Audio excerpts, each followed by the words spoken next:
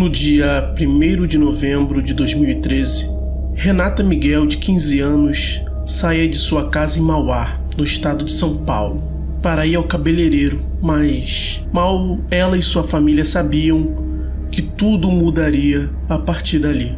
E se iniciaria uma saga que infelizmente teria um fim trágico. Para saber um pouco mais sobre esta história, fique comigo que eu vou lhe contar tudo. Mas preciso pedir que você que gosta de investigações de crimes reais, considere se inscrever no canal. Este é um canal novo que necessita do seu like para alcançar mais pessoas e de sua inscrição para crescermos. Ajude esse projeto a continuar vivo. Mas sem enrolar muito, vamos para a história.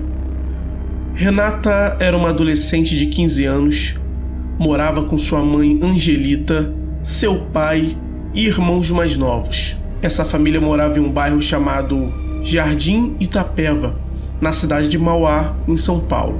Porém, em 2013, conseguiram o seu grande sonho, compraram um apartamento para eles no centro da cidade de Mauá. Angelita, mãe de Renata, conta que eles eram uma família extremamente unida.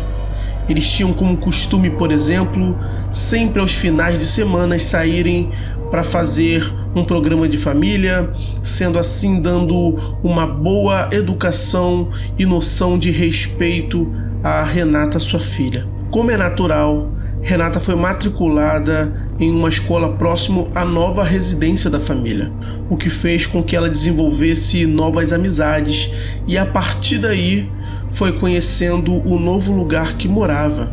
E é óbvio que por não conhecer tanto o lugar que estava morando agora, Renata e a família precisavam de indicações de quase qualquer tipo de profissionais no novo bairro, para que eles conseguissem ter serviços prestados, serviços comuns do dia a dia, como alguém para consertar uma máquina de lavar, um pedreiro, um eletricista e etc. Renata queria mudar um pouco seu visual e cortar o seu cabelo.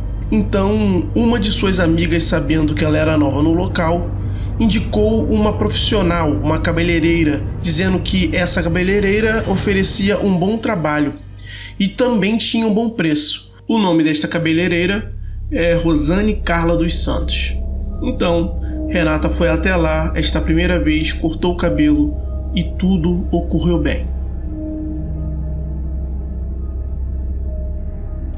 Então, depois da primeira vez que Renata foi a este salão, se passou em média uns 3 meses.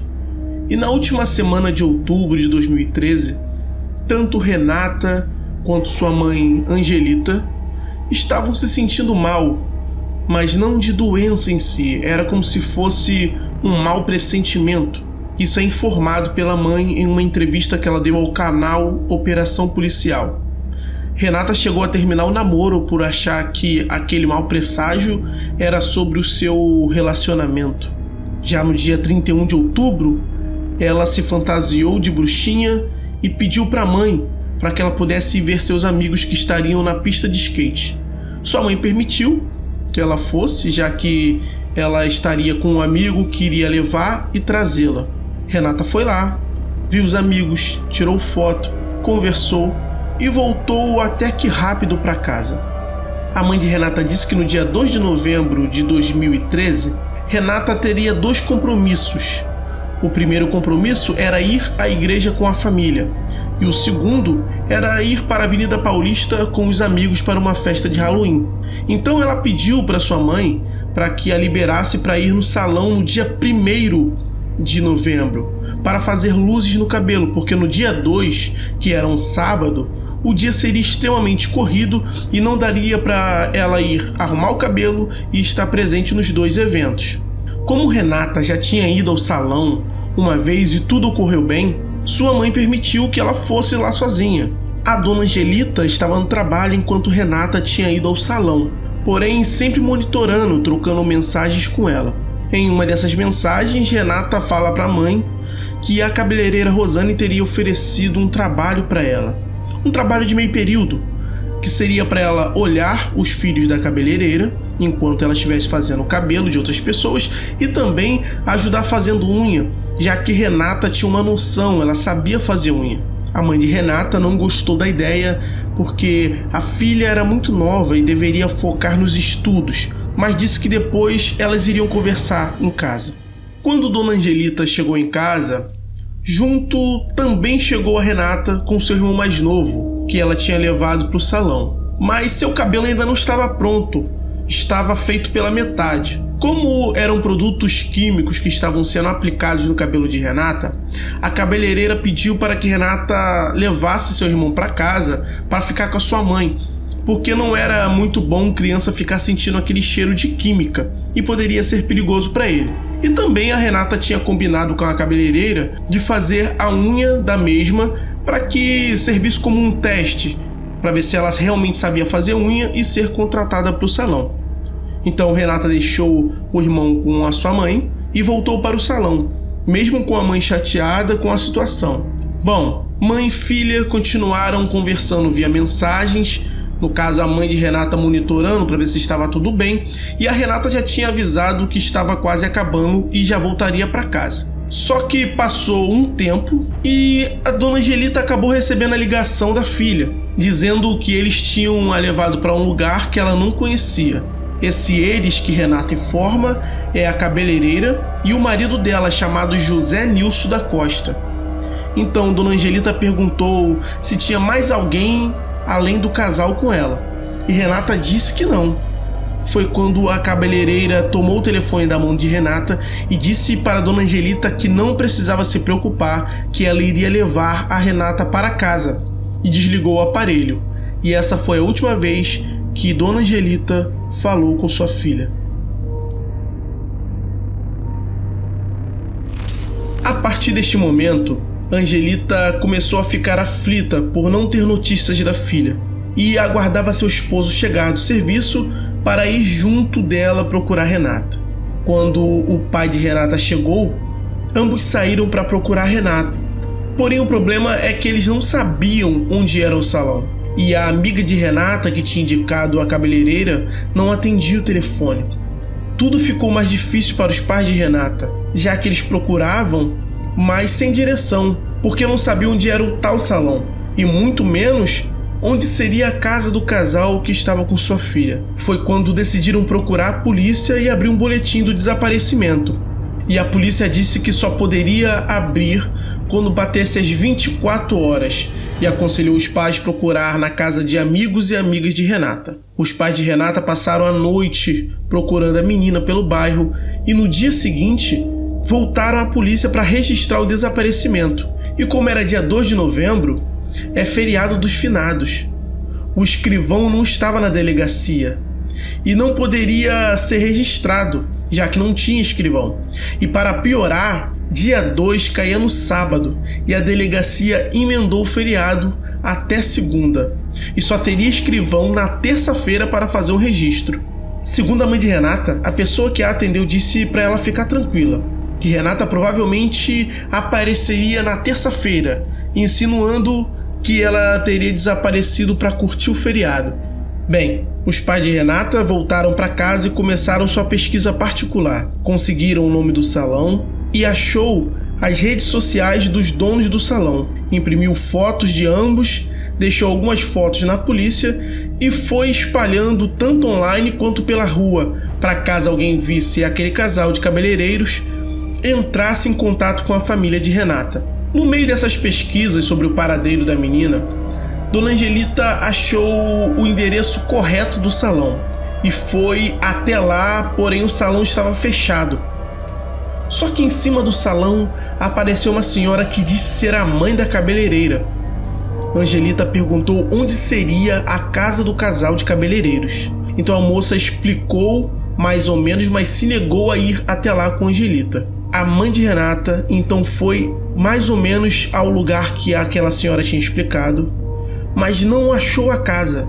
Tentou pedir informações, porém todos diziam não saber onde o casal morava, como se não quisessem se envolver naquele assunto. Na madrugada do dia 2 para o dia 3 de novembro, Angelita, que é cristã, começou a orar e, segundo ela, algo disse no seu coração que a sua filha seria encontrada mas não com vida. Assista o vídeo dela falando sobre isso. E aí eu entrei em desespero ali, eu comecei a orar. Nós somos cristãos, eu comecei a orar, falei, Senhor, me ajuda, eu não aguento mais, eu tô desesperada, me ajuda a achar minha filha. E aí eu senti ali a presença de Deus bem forte, sabe, dentro de mim.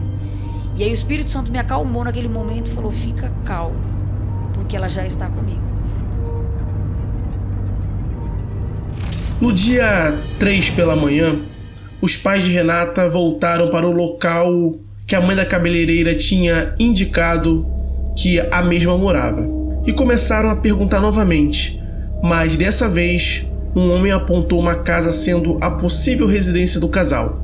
Então os pais de Renata começaram a chamar por Renata na porta repetidas vezes. E na parte de cima da casa apareceu um homem dizendo que o casal de cabeleireiros tinha ido embora e Renata não estava lá.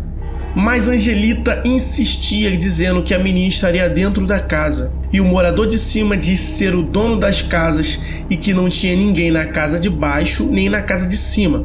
Foi quando ele desceu, pegou um cadeado, uma corrente e passou no portão para que os pais de Renata não invadissem. O desespero tomou conta dos pais de Renata. E neste momento, voltaram para a delegacia. Dona Angelita estava totalmente alterada, gritando e chorando dentro da delegacia, dizendo que teria encontrado o cativeiro onde Renata estava. Mas o delegado disse que não poderia invadir uma propriedade privada, porque eles não tinham prova e muito menos o mandato para isso. Vale a pena lembrar que até este momento não havia um boletim de ocorrência do desaparecimento de Renata, já que não tinha escrivão para fazer nem no dia 1º, nem no dia 2. Então os pais decidiram fazer o boletim online. Mas voltando para o dia 3, a mãe de Renata tomou uma atitude drástica. Ela decidiu acampar em frente ao portão onde os cabeleireiros moravam, porque o medo da dona Angelita era que o casal voltasse para sumir com o corpo de Renata, já que ela, como mãe, sentia que o corpo estava lá dentro. Ela ficou acampada no portão até o dia 5, e foi quando ela recebeu um telefonema da delegacia de Mauá. Ela pediu para que familiares ficassem em frente à casa enquanto ela ia falar com a polícia na delegacia. A polícia deu o endereço da delegacia em São Paulo, especializada em homicídio e desaparecimento. Ao chegar na delegacia de São Paulo, surpreendentemente ela foi informada que não era o local certo para abrir aquele boletim de ocorrência, porque o desaparecimento foi em Mauá, então ela deveria fazer o boletim em Mauá. Mas a escrivã decidiu abrir o boletim lá mesmo porque viu o desespero de Dona Angelita.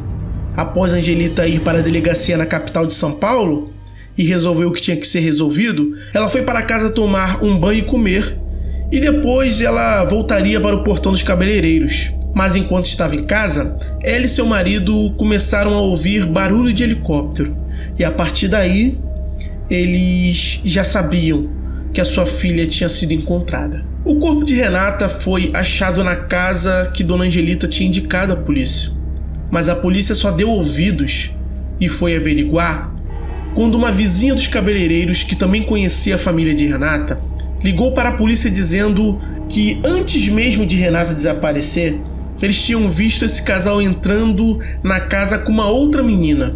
Porém, tempos depois, essa mesma vizinha viu eles apenas retirando o corpo da jovem lá de dentro, e a jovem estava desaparecida até aquele momento. Então, se já tinha acontecido isso antes, poderia estar acontecendo de novo, e dessa vez com a Renata, o que nos revela que já havia um histórico deste casal sequestrar jovens e adolescentes. Bem, Renata foi encontrada deitada em uma cama, ela estava morta, e foi dito pelo legista que a causa da morte seria uma overdose de drogas. Quando ela foi encontrada, os sinais no corpo diziam que ela não estava morta há muito tempo. Para ser mais exato, o laudo dizia que ela não havia morrido nem 24 horas, tanto que não havia nem cheiro de decomposição. Ou seja, se no dia 3 a polícia tivesse entrado na casa, encontrariam ela viva. Não sabemos se ela sobreviveria, por causa da quantidade de drogas que fizeram ela usar, mas até aquele momento, com certeza ela estava viva. A primeira pessoa a começar a investigar o casal de cabeleireiros foi a mãe de Renata. Ela começou a achar meninas que tinham sido aliciadas pelo casal e sofrido coisas parecidas na mão dos cabeleireiros. Não sabemos ao todo quantas foram, mas sabemos que apenas 2 deram depoimento na polícia. As outras não queriam se expor, até porque o caso estava sendo amplamente divulgado na mídia. A polícia então descobriu que este casal aliciava as jovens para ter relações sexuais com elas. E enquanto a investigação acontecia, os pais de Renata continuavam a compartilhar imagens dos cabeleireiros, e a imagem via redes sociais girou todo o Brasil. O casal de cabeleireiros havia fugido para o estado de Pernambuco, e lá tinha aberto um novo salão que era conhecido como Salão da Andréia, ou seja, eles estavam se apresentando com outro nome. Uma cliente estava fazendo seu cabelo, enquanto isso estava olhando as suas redes sociais. Foi quando viu a imagem do homem que estava fazendo o cabelo dela, e ele estava nas redes sociais como alguém procurado. Então esta senhora denunciou para a polícia e mandou mensagem para a mãe de Renata. O casal foi preso e ficou apenas 5 horas na delegacia, porque por um erro de comunicação entre a polícia de Mauá e a polícia de Pernambuco, o casal foi solto e fugiram novamente. Mas depois de 2 anos e meio após a morte de Renata, a Rede Record fez uma reportagem relembrando o caso. E uma senhora no Rio de Janeiro ligou para a família de Renata e disse que estava morando ao lado do casal. O José Nilson estava trabalhando em uma barbearia e a Rosane Carla em uma farmácia. Então a polícia carioca prendeu o casal e os enviaram para São Paulo. Desde o momento que eles chegaram a São Paulo, eles não falaram nada. Apenas os advogados deles teve a palavra. No fim, foram julgados por homicídio doloso, e a alegação da promotoria é que, além de forçar a menina a usar drogas, eles, sabendo que ela estava entrando em um estado de overdose, a abandonaram, se recusando a ajudá-la. Não foi informado qual foi o tipo de droga que fizeram ela usar. Ambos foram condenados a 16 anos e 8 meses. Quero finalizar o vídeo com a fala da mãe de Renata, que foi basicamente a principal investigadora do caso da própria filha. Quando eles tiraram minha filha, eles tiraram a minha vida. Você sepultar um filho é o mesmo do que você sepultar você vivo. É o mesmo que você ser enterrado vivo. Imagina você enterrado vivo. Então, assim, sabe, existem coisas que registram no coração de uma mãe que para muitas pessoas passam desapercebido. Sabe o som do eco do peso da pá jogando aquela colher cheia de terra em cima do caixão, aquele eco, aquilo batia dentro de mim como se eu estivesse sendo sepultada ali. Sabe aquele som que você escuta deles colocando tijolinho e passando a massa? Quando eu vejo alguém fazendo construção, qualquer coisa, o primeiro pensamento que me vem é a lembrança de que minha filha foi sepultada. Meus amigos, quero pedir mais uma vez que vocês se inscrevam no nosso canal. Não esqueça de dar o like e peça uma história que tenha acontecido em alguma cidade que você conhece e que seria interessante contarmos aqui. Enfim, fique com Deus e bons sonhos.